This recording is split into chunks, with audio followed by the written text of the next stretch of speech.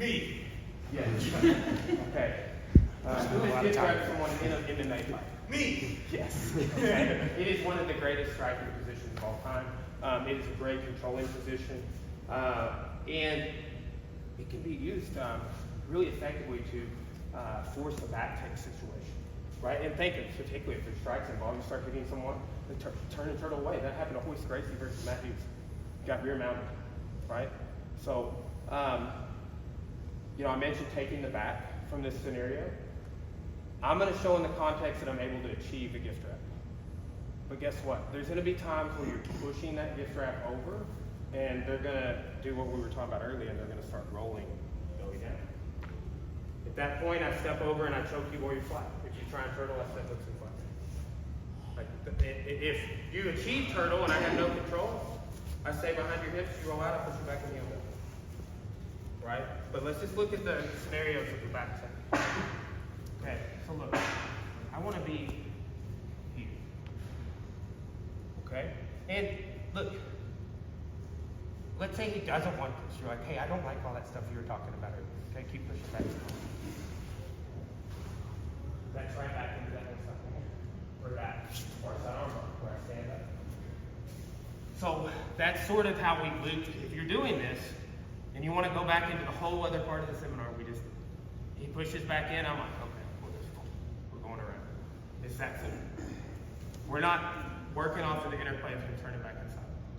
We're going back to that interplay of what we talked at the beginning. Like, let people go away too, right? And this will force them to go away. Now look, so if I go here to the mount, what I'm gonna do, I'm gonna connect my chest, and I want to sit him up and fall to my side.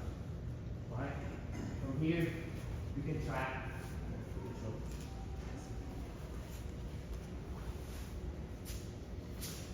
So let's say we're working from like some of our situations here, right? You can dismount here too, right? If I stay on the side, I'm gonna be here. So I can have weight and follow.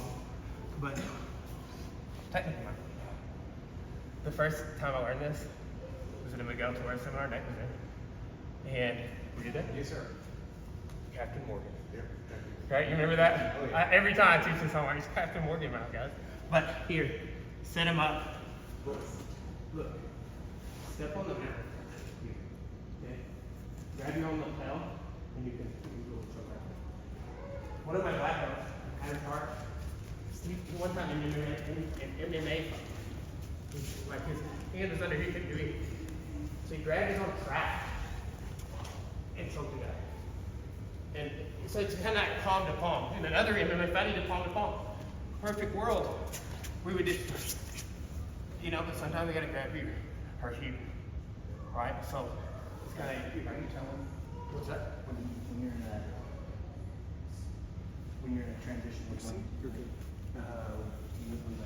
When I'm following her, When you hear him jump on your shoulder. live toes, like on this foot. Yes. That's and I'll say like on the arm bar, that's something I particularly use now. Look how that, like a mounted arm bar. Like, because he's gonna move that way or this way to get his back on the mat. Pull back.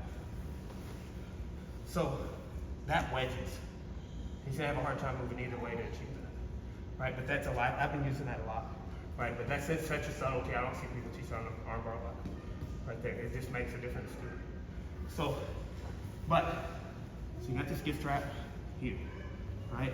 And then I am collapsing that as I go to take your back. Sit you up here. And then I'm stepping on the mat there. Come in here, and then do not go back that way, right?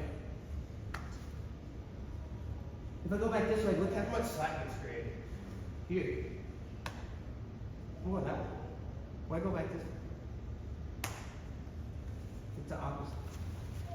Right? You want to do one of these? Yeah, good. Nice. We're going to put that over.